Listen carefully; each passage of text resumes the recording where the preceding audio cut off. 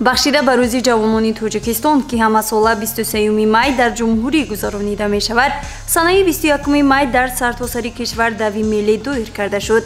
шаҳри Панҷакен низ дар қатори дигар шаҳру навоҳии мамлакат ин чорабинии варзиширо баргузор намуд, ки он бо иштироки бевоситаи раиси шаҳр Абдухолиқ Холиқзода доир гардид.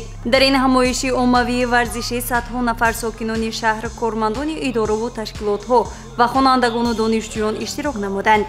иштирокчиён дар назди маҷмаи китобгирд омадаву ин чорабинии варзишӣ бо суханронии раиси шаҳр оғоз ёфт. ӯ дар бораи аҳамияти варзиш дар ташаккули ҷисмонӣ ва рӯҳии инсонҳо, таваҷҷӯҳи пайвастаи пешвои муаззами миллат ба рушди варзиш, бунёди иншооти гуногуни варзишӣ дар шаҳр, тарғиби оммавияти варзиш сухан намуд. дар доираи чорабиниҳо бахшида ба маҳвораи ҷавонон имрӯз дар шаҳри Панҷакен чун дар тамоми мамлакат дави миллӣ баргузор гардида истодааст.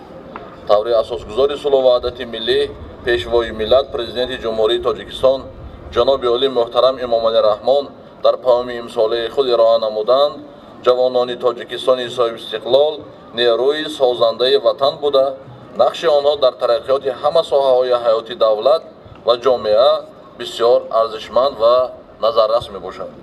маҳз ҷавононанд ки дар оммавигардонии варзиш нақши асосӣ дошта, ба шарафи пирӯзиҳои онҳо парчами Тоҷикистони маҳбуби мо дар гӯшаҳои гуногуни дунё парафшонӣ мекунанд.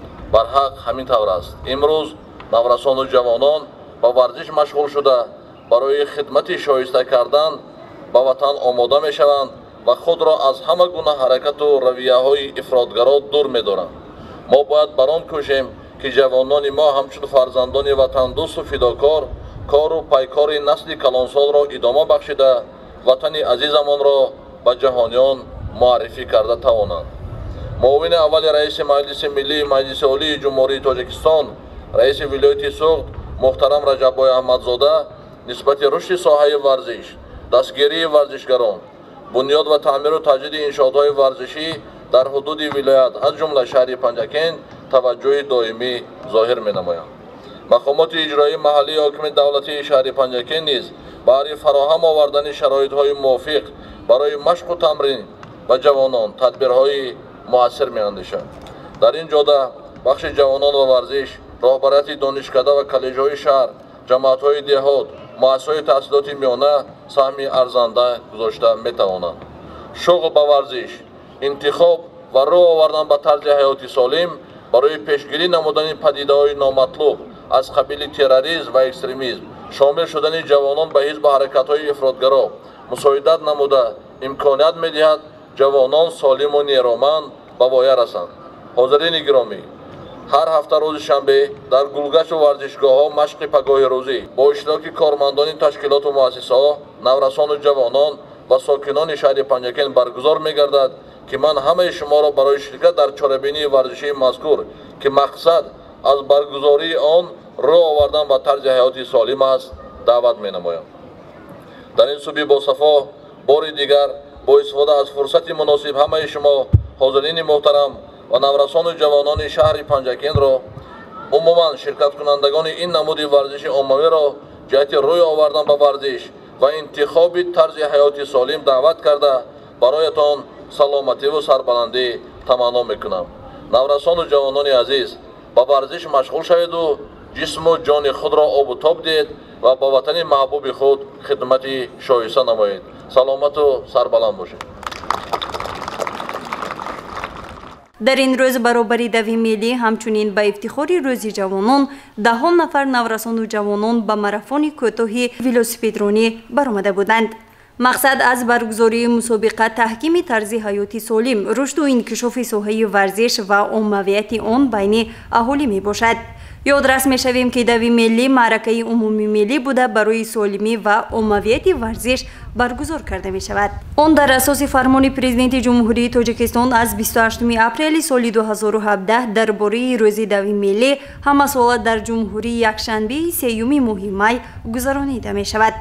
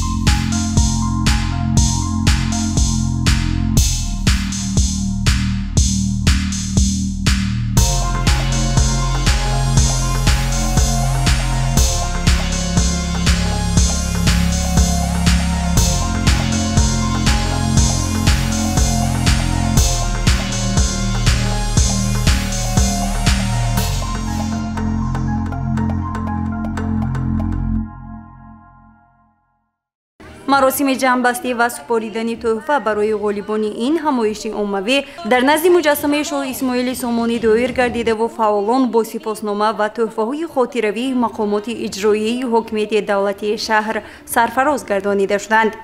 سپاسنامه با سفرов سیراج سردار شعبه شهری در شهر پنجکند بوده ریاست کمیته امنیت ملی جمهوری تاجیکستان در ولایت سوق برای سهم ارزنده در عمومی گردانیدن ورزش، انتخاب طرز حیات سالم، اشتراک فعالانه در چاره‌بینی های ورزشی و روز دوی ملی سرفراز گردانیده می شود. رئیس شهر پنجکند عبدالخالق خالقزاده. چنین سپاسنامه به پالکوونیک نبیزاده سلامتشاه کماندیر قسم نظامی 05170 قشنهای خشکگرد وزارت مدافعه جمهوری تاجیکستان. همچنین سپاسنامه به اکرموف علیشیر پالکوونیک کماندیر قسم نظامی 0203 قشنهای سرحدی کمیته دولتی امنیت ملی جمهوری تاجیکستان.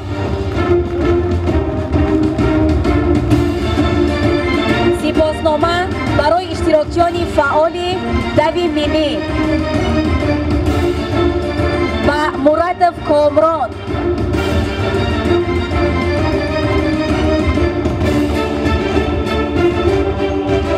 همچنین سپاسنامه به امانزاده شیردیل.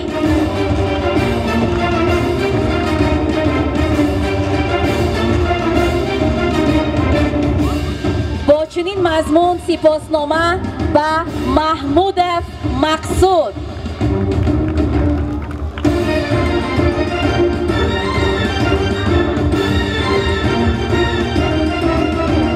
سپاسنامه نوبتی به شریفوف اصلیدین.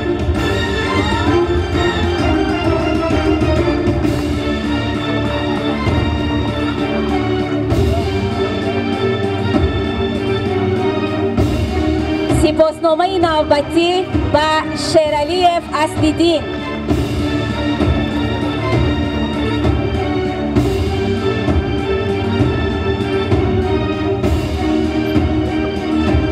سپاسنامه به رحیموف طاهر.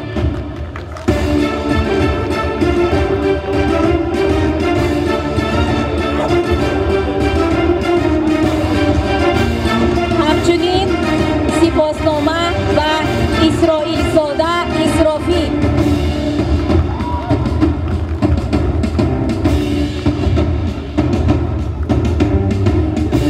با چنین مضمون سپاسنامه به ایساقوف سعید کمال.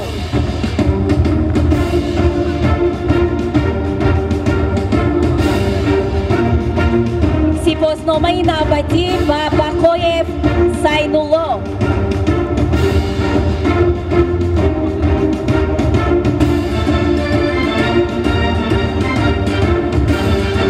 همچنین سپاسنامه به امانزاده شهزاد.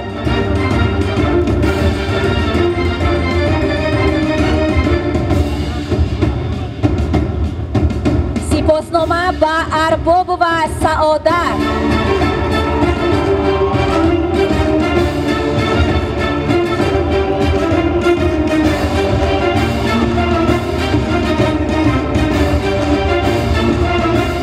سپاسنامه نوبتی به سمیحوف صابر.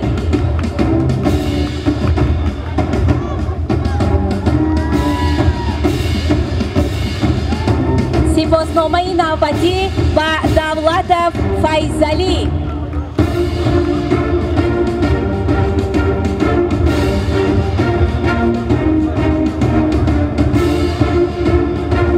همچنین سپاسنامه به خالق و فاطمه.